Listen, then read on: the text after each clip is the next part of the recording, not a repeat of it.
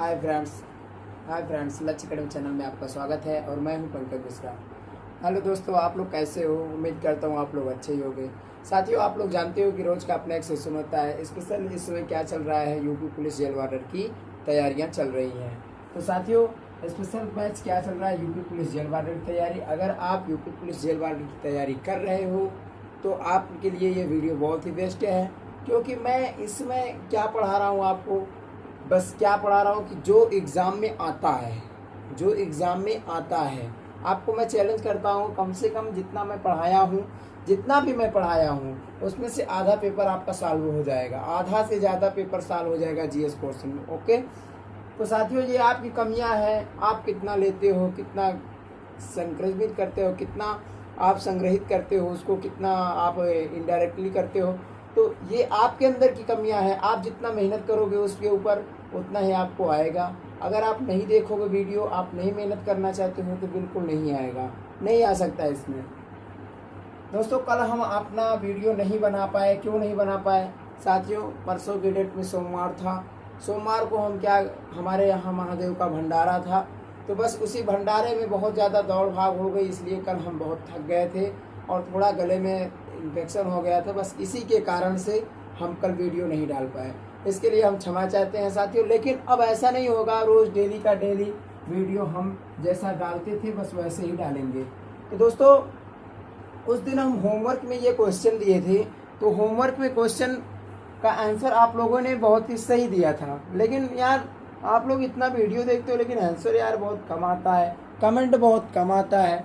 तो यार इसका रीज़न क्या है? या तो फिर आपको आता नहीं है, या तो फिर आप आंसर देना नहीं चाहते, या तो अपना नाम सामने लाना नहीं चाहते। इसका मतलब हम क्या समझे? ये आपकी कमियां हैं। आप अभी जब यहाँ पर सामने नहीं निकल रहे हो तो वहाँ पर कैसे सामने आओगे? यार अगर हमें आता है बिल्कुल हम आगे आएंगे, नहीं आता है हम आएंगे, फिर भी आएंगे। क्यों? कम से कम हमारे अंदर हौसला तो होना चाहिए। हाय बाय कुछ तो बोल सकते हो ना यार, इसमें मनाही थोड़ी ना है, कुछ ना कुछ तो बोला करो।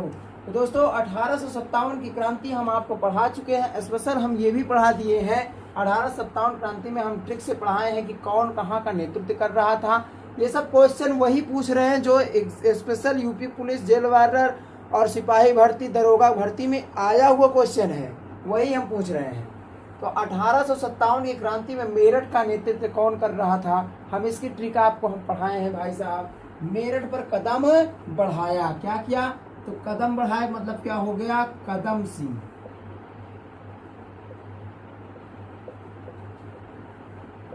कौन थे मेरठ का नेतृत्व कौन कर रहे थे? कदम सिंह। साथियों, एक क्वेश्चन ये है, नितिन भट्टाचार्य किस वाद्य यंत्र को बजाते थे? तो साथियों, ये तो अभी हम आपको पढ़ाए हैं वाद्य यंत्र, लेकिन अभी वाद्य यंत्र में दो ही पढ़ाए हैं, एक सितार और एक तबला। ये थे क्या? ये आपको हम एडवांस में क्वेश्चन दिए थे, ये थे सरोद वादक।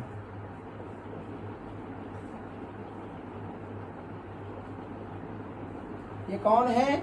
ये सरोद वादक हैं। आप लोग को ये आंसर का क्वेश्चन का आंसर मिल गया है। अब हम इसे रब करके आते हैं अपने इम्पोर्टेंट टॉपिक की ओर। इम्पोर्टेंट टॉपिक में साथियों, हम रोज आपको बता तो दिए ना कि स्पेशल में क्या पढ़ा रहा हूँ, यूपी पुलिस की तैयारी करवा रहा हूँ।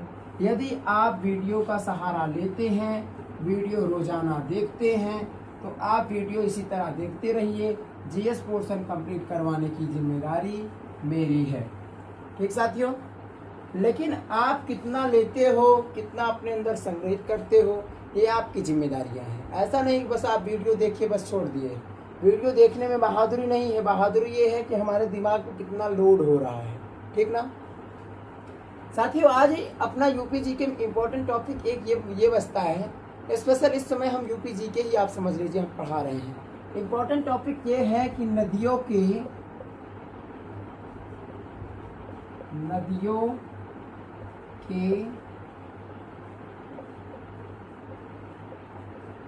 प्राचीन नाम। क्या?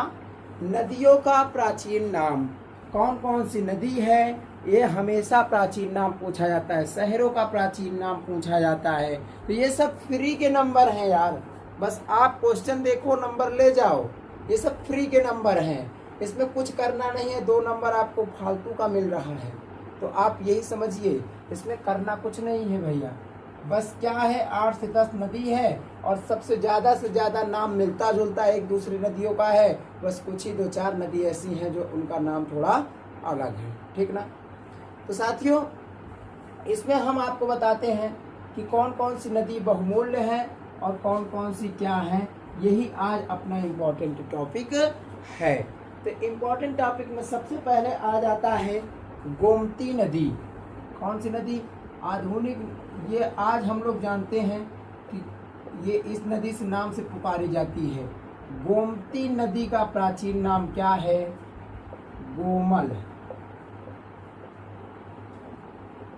क्या है? गोमती नदी का प्राचीन नाम क्या है भाई? गोमल है। दूसरा नदी आ जाता है रावी। रावी नदी का प्राचीन नाम क्या है?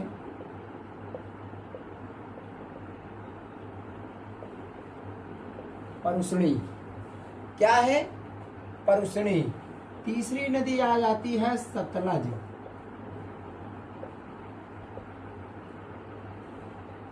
इनका प्राचीन नाम है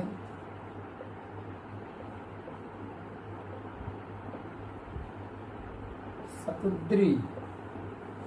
क्या है? सतलज नदी का प्राचीन नाम क्या है? सतुद्री। फिर आ जाता है व्यास नदी।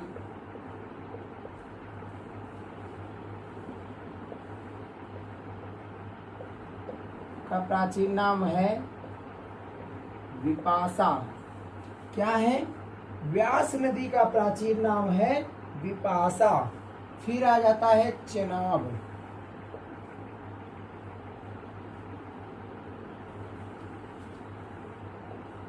यहाँ पर है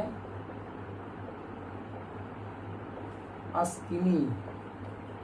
चेनाब नदी का प्राचीन नाम क्या है? अस्किनी। भाइयों हम आपको 2 2 4 1 5 नदी का नाम बताएं, जो कि 5 नदी का प्राचीन नाम क्या है हम इसको आपको बता दिए। आप इसका स्क्रीनशॉट लीजिए और इसे अपने नोटबुक में इसे नोट डाउन कर लीजिए, ताकि ये सब वही क्वेश्चन हम बता रहे हैं जिनमें से 1 या 2 नंबर आपके, 1 या 2 क्वेश्चन आपके पक्के हैं। तो आप इसका स्क्रीनशॉट लीजिए और उसके बाद हम रब करते हैं। और बस 5 ही नाम और नदियों के बचे हैं जो कि बहुत ही सुपर और बहुत ही बेस्ट नाम है।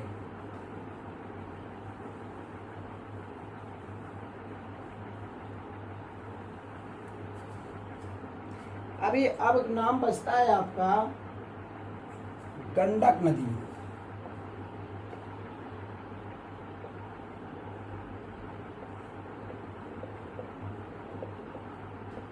गंडक नदी। गंडक नदी का नाम है प्राचीन भैया सदानीरा।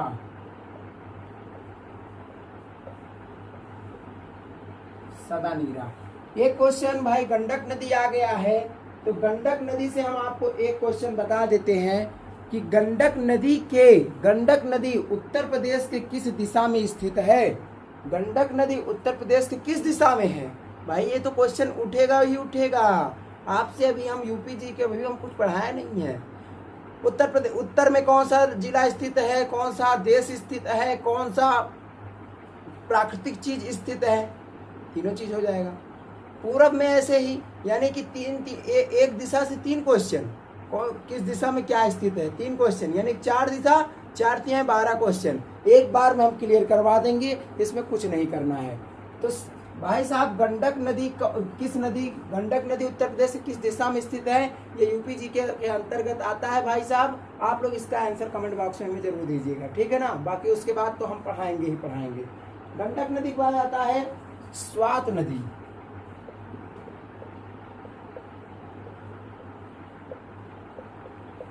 इसका प्राचीन नाम है सुस्वात। स्वात नदी का प्राचीन नाम क्या है? सुस्वात है। उसके बाद आ जाता है झेलम।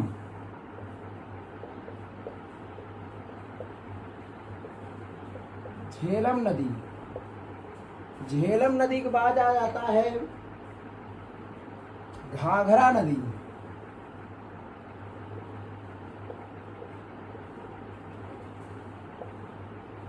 यहाँ झेलम नदी का प्राचीन नाम है वितस्ता और घाघरा नदी का प्राचीन नाम है सरस्वती। अब भाई साहब नाम सामने आ गया है तो एक क्वेश्चन हम आपका और क्लियर करवा देते हैं। घाघरा हुआ, एक क्वेश्चन आ जाता है काबुल नदी। काबुल नदी का प्राचीन नाम है कुभा, ठीक ना, कुभा कुंभा कुछ लोग बोलते हैं। तो आप लोग इसे देखिए और इसका स्क्रीनशॉट लीजिए। एक क्वेश्चन हम आ गया है शब्द तो हम आपका और क्लियर करवा देते हैं। तो एक क्वेश्चन ये आया है सरस्वती नदी, सरस्वती नदी। तो भाइयों एक क्वेश्चन उत्तर प्रदेश पुलिस में 41,520 पोस्ट में ये क्वेश्चन आया हुआ क्वेश्चन है। आपको हम बस ज्यादा देर की बात नहीं, बस पिछले वर्ष की बातें हैं। ये क्वेश्चन आया हुआ है। इसका क्वेश्चन क्या बना था कि वैदिक सभ्यता किस नदी के तट पर विकसित हुई। क्या हुआ? वैदिक सभ्यता किस नदी के तट पर विकसित हुई। उसमें ऑप्शन दिया था ब्रह्मपुत्र, सरस्वती, कुंभ नदी, काबुल नदी, घाघरा नदी, झेलम नदी, कुछ भी आप बना सकते हो। तो वैदिक सभ्यता आपका एक क्वेश्चन ये एकदम क्लियर है।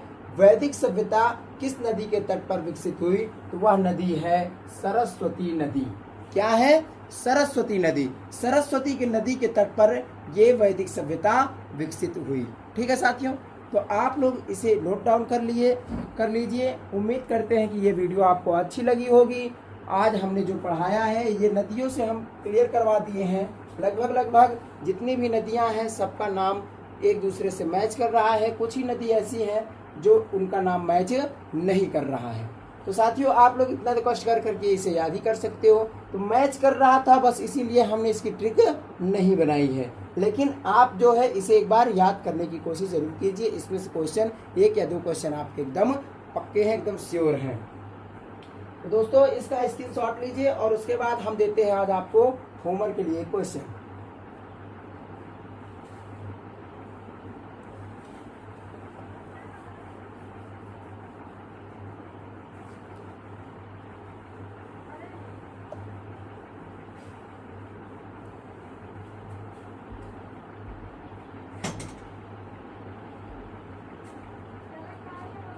साथियों आज का प्रश्न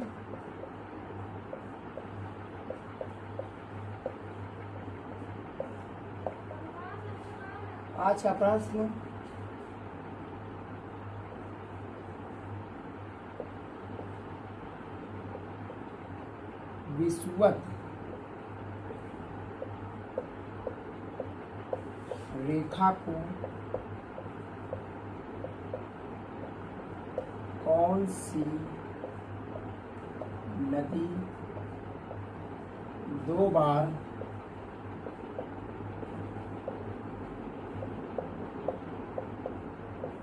काटती है।